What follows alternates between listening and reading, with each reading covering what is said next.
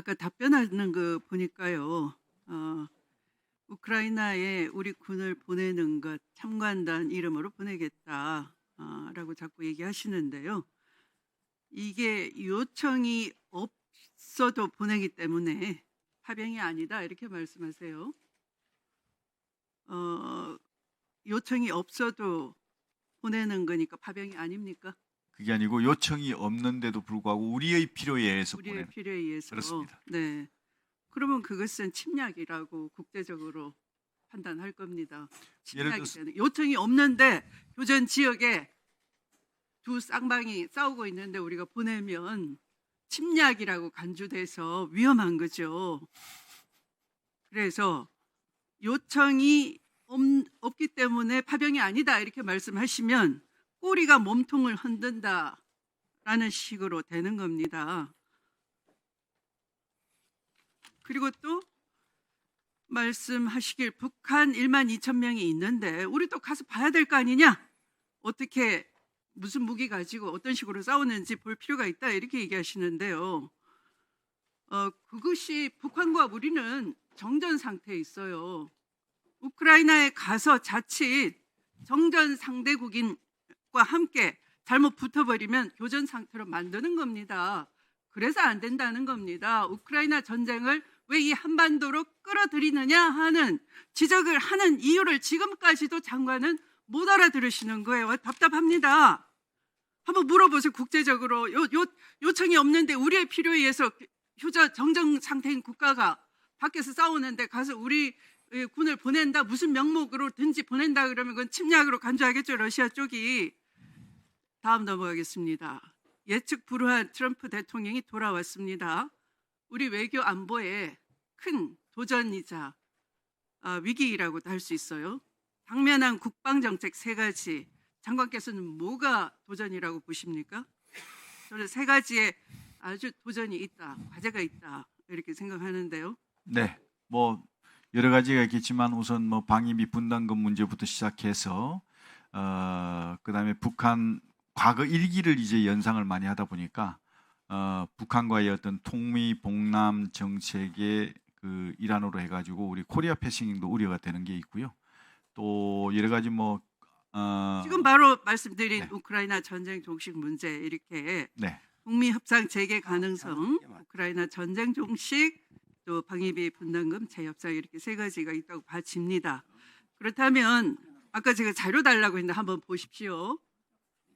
대통령께서 태릉 골프장에 11월 2일 날 가셨어요. 그런데 저 7분마다 이렇게 배치가 되는 것인데 팀 배정이 되는 것인데 저 2개는 그날이 토요일 날 아주 골프 손님이 많은 날인데 대기가 많은 날인데 이례적으로 저건 극히 있을 수 없는 희한한 일입니다. 2팀이 배정이 안 됐습니다. 저게 바로 그날 대통령이 가셨다는 증거예요. 그런데 11월 2일 날 무슨 일이 있습니까? 대규모 시국 집회가 열리고 있었습니다. 그리고 11월 4일 주초에 시정연설이 예정이 돼 있었어요. 그러면 대통령은 이렇게 북미 협상 재개, 우크라이나 전쟁 종식, 방위비 분담금 재협상 등의 트럼프가 당선된다면 이런 3가지 중요한 도전 과제가 있고 그렇다면은 경제 안보를 점검하기 위한 회의들을 개최하거나 국회에서 시정연설을 어떻게 하면서 준비를 하면서 국회에 어떤 협조를 얻어내야 되겠다. 이런 걸 설득하실 준비를 하셨어야 되는 것인데 저렇게 골프장 다닐 건 아닌 거죠. 지나가도록 하겠습니다. 자, 미국의 이 북한 김정은 초청 가능성이 언급되고 있는데요. 만약 그렇다면은 북미 협상이 재개되는 경우에는 트럼프 당선인이 제가 볼 때는 북한을 핵국가로 인정할 것 같지는 않습니다. 그러나 적어도 최소한도 핵이 있다는 사실 자체는 받아들일 것 같아요. 그러면서 핵실험과 추가적인 핵 개발을 중단 요구를 할 가능성이 있다고 봐집니다. 이럴 때 만약에 트럼프 대통령이 후보 수랑 연설을 하면서 야구 경기 보러 같이 가자 이랬어요. 근데 가만히 보니까 25년 3월 메이저리그 개막 경기가 펼쳐집니다. 미국으로 초청할 수 있다라고도 봐지는 거죠. 네, 그렇다면 또는 취임식에 고위급 박사 보내달라 이럴 수도 있는 거죠.